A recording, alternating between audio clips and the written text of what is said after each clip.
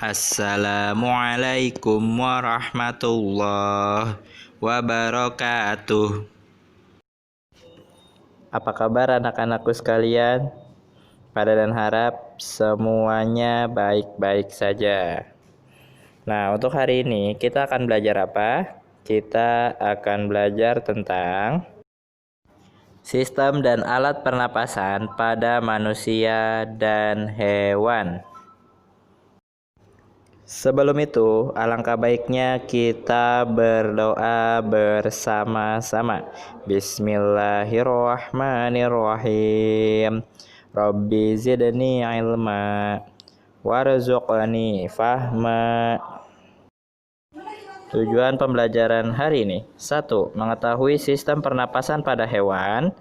2. Mengetahui sistem pernapasan pada manusia. Sistem pernapasan pada hewan.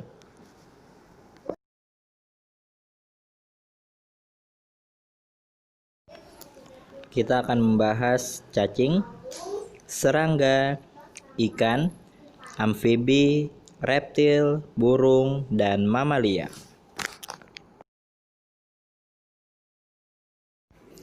Yang pertama, cacing. Cacing bernapas dengan kulit. Cacing memiliki kelenjar lendir sehingga kulitnya selalu lembab. Oksigen yang masuk ke dalam tubuh cacing melalui kulit dari cacing tersebut. Yang kedua, serangga.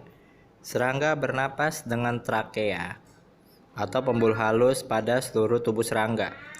Trakea bermuara pada spirakel atau stigma. Stigma berfungsi untuk jalan keluar masuknya udara.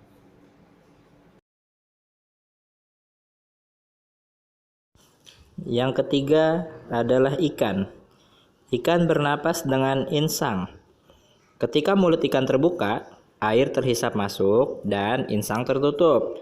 Begitupun sebaliknya, ketika mulut ikan tertutup, insang akan terbuka dan mengeluarkan air dari dalam tubuhnya.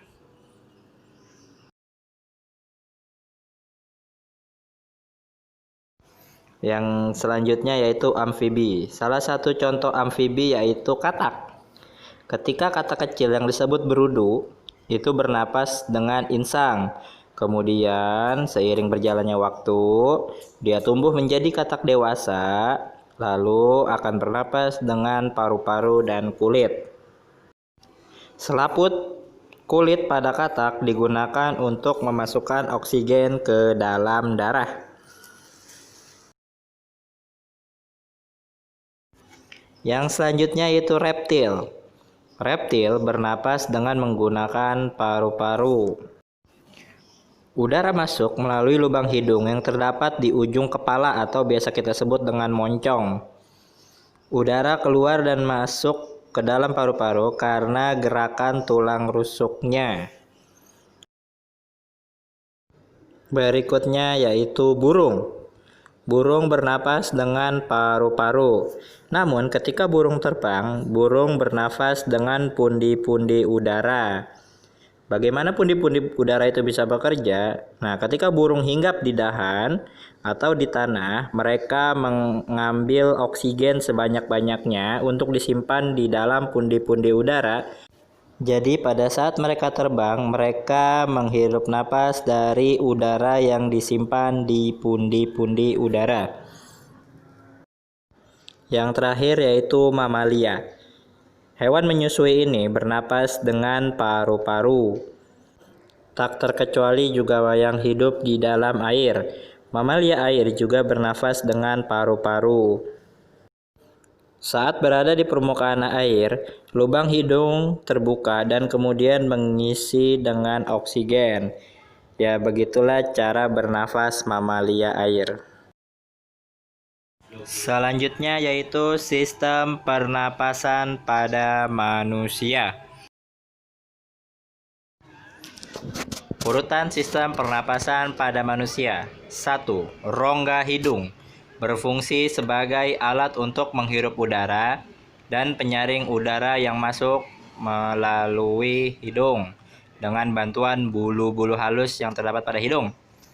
Yang kedua, faring atau tekak. Daerah pertemuan antara saluran makanan dengan saluran pernafasan.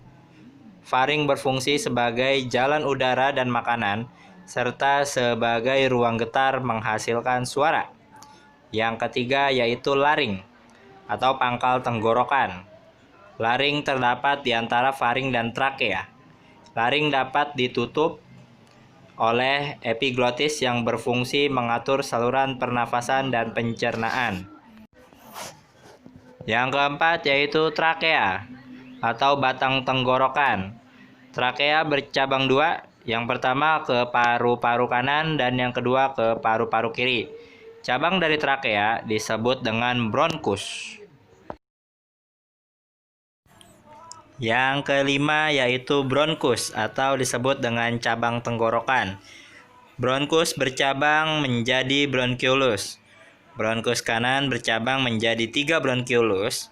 Kemudian bronkus kiri bercabang menjadi 2 bronkiolus. Selanjutnya yang keenam paru-paru. Paru-paru terletak di dalam rongga dada bagian atas. Paru-paru dibungkus oleh selaput yang disebut dengan pleura.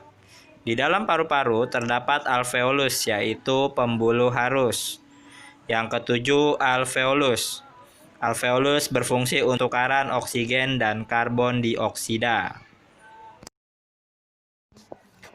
Setelah mengetahui alat pernapasan, maka kita akan membahas tentang proses pernafasan. Yang pertama yaitu udara dihirup disebut dengan inspirasi, masuk melalui rongga hidung. Udara tersebut mengandung oksigen. Setelah melalui hidung, udara masuk ke kerongkongan, kemudian dari kerongkongan masuk ke bagian faring. Lalu setelah melalui tenggorokan, kemudian diteruskan ke bronkus dan diserap oleh alveolus. Nah, di yang terakhir ini, di alveolus terjadi pertukaran oksigen dan karbon dioksida. Kemudian karbon dioksida dikeluarkan melalui hidung kembali. Kesimpulan hari ini. 1. Setiap hewan memiliki alat pernapasan yang berbeda-beda sesuai dengan pembahasan yang tadi kita bahas. Yang kedua, manusia bernafas dengan menghirup oksigen dan mengeluarkan karbon dioksida.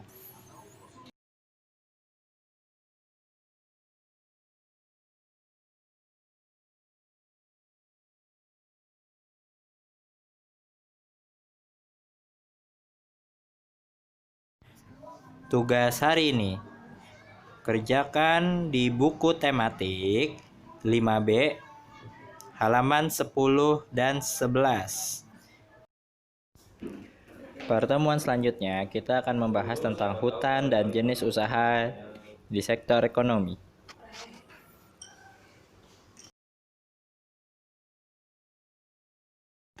Terima kasih. Wassalamualaikum warahmatullahi wabarakatuh.